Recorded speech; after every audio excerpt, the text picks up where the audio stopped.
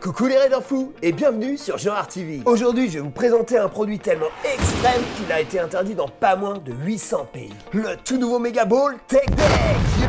Yo! Toi aussi, deviens champion avec tes doigts en faisant l'acquisition de ce petit bijou pour 34,99 € seulement. Yo!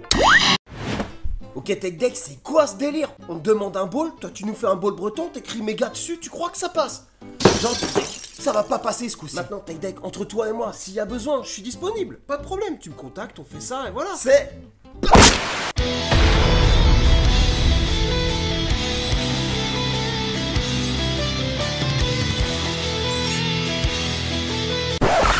Aujourd'hui l'équipe, on va avoir du pain sur la planche et vous allez comprendre à quel point quand je vais vous montrer ce que contient cette boîte. À ma connaissance, Tech Deck a sorti à peu près 3 balls. Le premier avec la licence Tonio qui était assez grand avec un coping en métal et depuis à chaque sortie c'est de plus en plus petit avec de moins en moins de features et voilà, aujourd'hui on en est là. La rampe de mes rêves, c'est justement un ball. Du coup là je tiens le parfait prétexte pour enfin m'y coller. On va utiliser ces pièces pour en faire un vrai ball. Première chose, s'il y a bien un truc qui rend fou avec les rampes Tech Deck, c'est le bruit de plastique creux. Pour corriger ça, je vais tout simplement remplir chaque partie avec de l'enduit. Tu peux aussi utiliser du ciment par exemple. Et c'est un truc que je te conseille de faire même avec les rampes Tech Deck que tu modifies pas. C'est vraiment un upgrade tout bête mais qui apporte beaucoup. Pour faire un grand ball, il va nous falloir une grande base évidemment. Et pour ça, je vais utiliser du polystyrène extrudé. C'est un polystyrène très dense qu'on peut sculpter.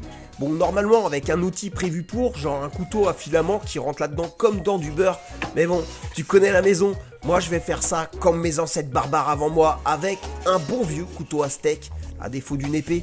Par contre, attention, c'est vraiment un coup à se blesser. Faites appel à un bricolo professionnel ou à un adulte au moins. Merci l'équipe, je veux pas avoir ça sur la conscience. On va aussi utiliser le polystyrène pour sculpter les parties manquantes. Pour ça, je vais d'abord découper des morceaux, puis les coller entre eux pour obtenir un bloc de la taille qui convient. Tout au long de cette vidéo, je vais totalement abuser de mon bon vieux pistolet à colle Action. Prévoyez des recharges l'équipe parce que c'est l'idéal pour travailler avec du polystyrène. Maintenant que j'ai mon bloc, je vais le présenter et tracer le shape que je souhaite. Là, les choses vont vraiment se compliquer car va falloir le sculpter et ça demande pas mal de projections dans l'espace. Ce que je vais obtenir ici, c'est une ébauche de la structure. Ça n'a pas besoin d'être parfait parce que je viendrai finaliser tout ça plus tard avec d'autres matériaux.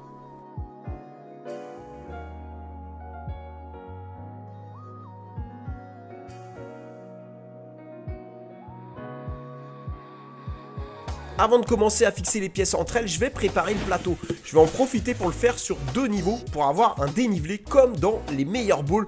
Je ne l'ai pas dit encore, mais mon inspiration c'est les piscines californiennes abandonnées qui étaient prises d'assaut par les skateurs les plus dingues dans les années 70.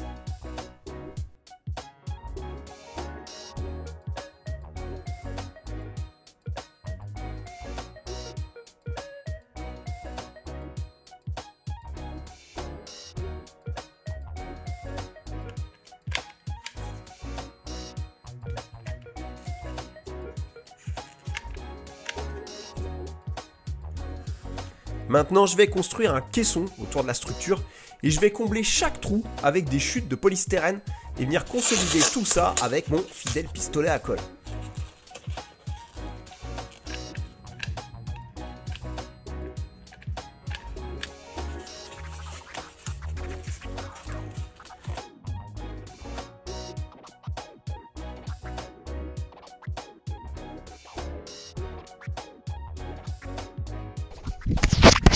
Ok l'équipe, on va faire un petit point sur ce qui se passe actuellement parce que là, je sais pas si t'as remarqué, mais le résultat c'est assez désespérant. Et c'est normal, en fait, je l'avais déjà dit dans une précédente vidéo, lorsque tu fais un do it yourself, il y a toujours cette étape où ça fait des heures que t'es dessus et ça ressemble à que dalle. Et bah voilà, on y est. Toi, t'as vu le résultat en début de vidéo, t'as eu un aperçu, tu sais à peu près où je vais, sauf que moi, à ce moment-là, je suis en train d'improviser comme dans tous mes bricolages et je sais absolument pas ce que va être le résultat. Mais, tu vois, je garde la foi parce que je le sais, c'est classique. Il y a ce moment où ça ressemble à rien et on va attendre l'étape de la peinture, de la sculpture, etc. pour enfin être récompensé. Donc voilà, je te le dis, si tu te lances dans un do-it-yourself de ce style-là, un peu moins gros ou peu importe, sache-le, faut garder la foi dans ton projet et voilà, et essayer d'avancer jusqu'à obtenir le résultat. Et il y a un moment où ça tourne d'un coup, tu passes du truc un peu merdique comme là à enfin voilà quelque chose qui te satisfait. Donc c'est hyper important. Bref, on continue. On passe à la maçonnerie, je vais utiliser de l'argile pour travailler les courbes et faire mes raccords entre les différents éléments. L'argile, c'est pas cher et surtout c'est hyper malléable, c'est vraiment l'idéal pour ce genre de boulot.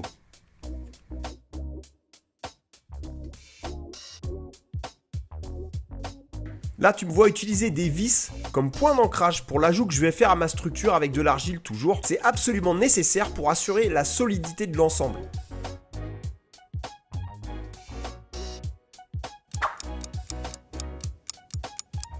Je vous l'ai dit, à la base, ce set Tech Deck n'a pas de coping en métal. On va corriger ça avec une petite tige métal achetée pour 2 € dans un magasin de bricolage.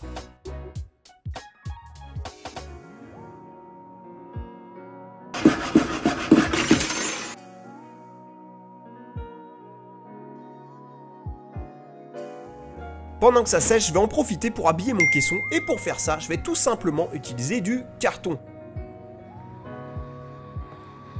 Je vais d'abord le coller.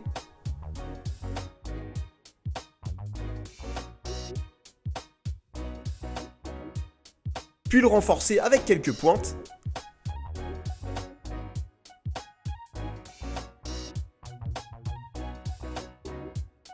Et pour finir, je vais renforcer chaque angle à l'aide de mon pistolet à glu. La base est maintenant prête, sauf que tout ça c'est un assemblage de matériaux assez naze pour faire du fingerboard.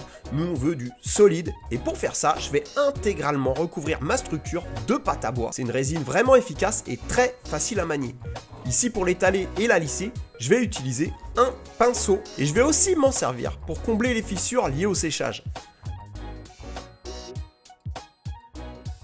A l'aide de cette résine, je vais aussi faire mes raccords et mes transitions. On approche de la forme finale de la structure et il faut faire ça bien à partir de maintenant parce que la prochaine étape, ça sera le ponçage.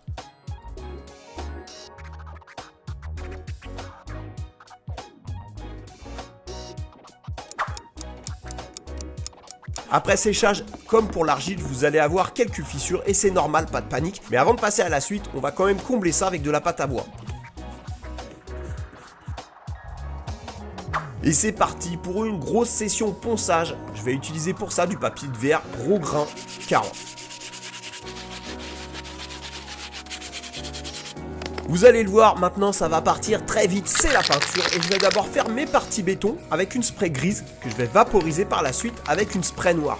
Ça marche à tous les coups, si tu connais la chaîne, tu m'as vu faire ça bonne dizaine de fois je dirais.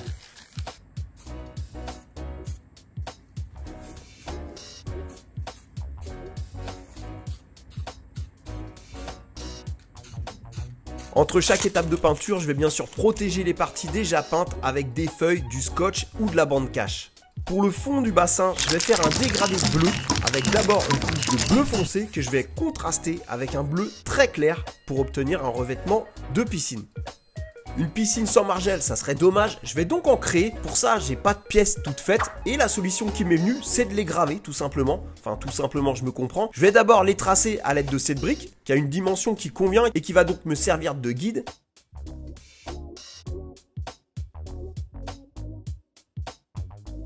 Et pour les graver, je vais utiliser cette Dremel achetée chez Action pour moins de 5 €.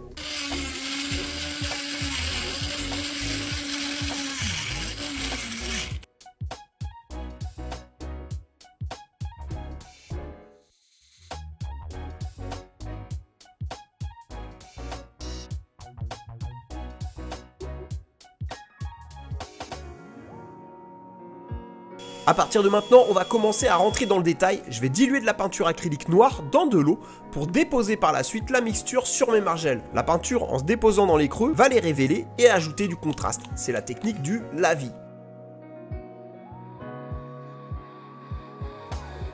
Je vais aussi ajouter à la spray une bande crème sur le pourtour intérieur du bassin pour souligner l'emplacement de la mosaïque.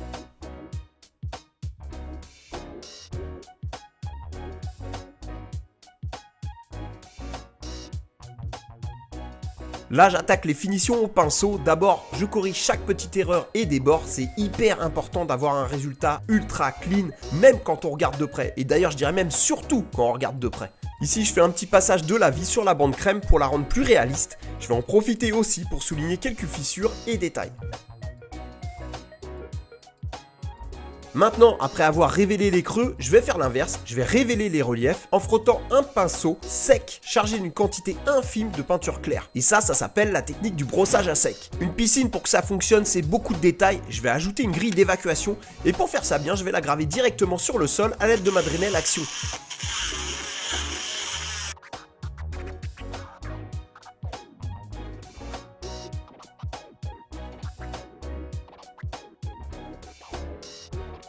Et on est reparti dans la peinture, je vous le dis à chaque vidéo l'équipe, mais je vais vous le répéter encore une fois, formez-vous. Il y a plein de tutos peinture sur YouTube, des tutos Game Workshop, etc. Ce que je vous montre ici, c'est facile à apprendre et avec un peu d'expérience, vous pourrez faire un level up de vos rampes et modules comme personne. Cette piscine, comme je vous l'ai dit, elle est abandonnée. On va donc ajouter du détail dans ce sens avec des taches et de la broussaille par exemple. Pour le moment, les rebords de mon caisson, c'est trop brut. Je vais donc clean tout ça en ajoutant une grosse glissière jaune tout autour.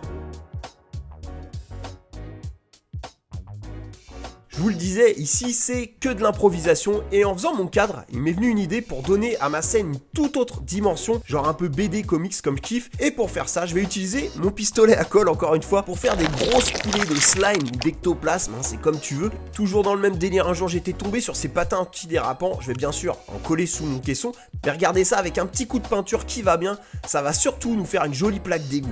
Retour au slime, ça va être bien cool à peindre comme effet. Je vais d'abord faire une base verte au pinceau et après je vais faire des beaux dégradés plus clairs à l'aérographe.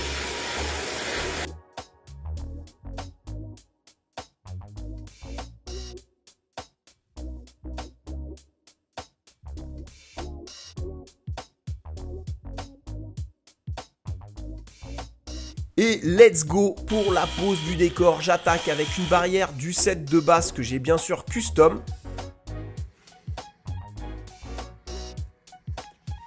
Et je vais aussi ajouter le panneau technique comme d'hab. J'imprime mon visuel sur du papier que je colle par la suite sur du carton et je fais un joli cadre avec des réglettes en métal que je peins au préalable.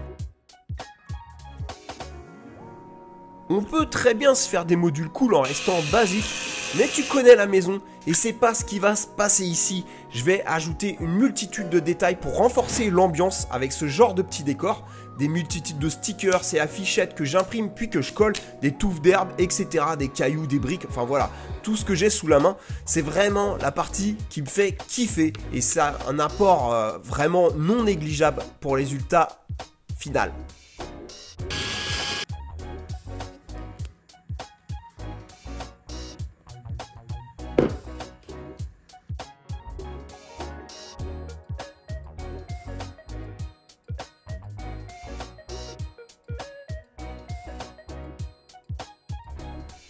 Et la touche finale justement, c'est Lily qui va s'en charger avec ce beau graffiti. Et d'ailleurs, l'équipe, elle vient de créer sa petite chaîne YouTube avec plein de tutos et do it yourself art plastique. Allez l'encourager l'équipe, ça ferait super plaisir. Voilà, et on va enfin révéler le résultat. Ce do it yourself, ça a été un gros délire, je me suis régalé. J'espère que vous aussi. Et si c'est le cas, n'oubliez pas de donner de la force à la chaîne avec un abonnement, un like, un comment. C'est le meilleur moyen de nous soutenir.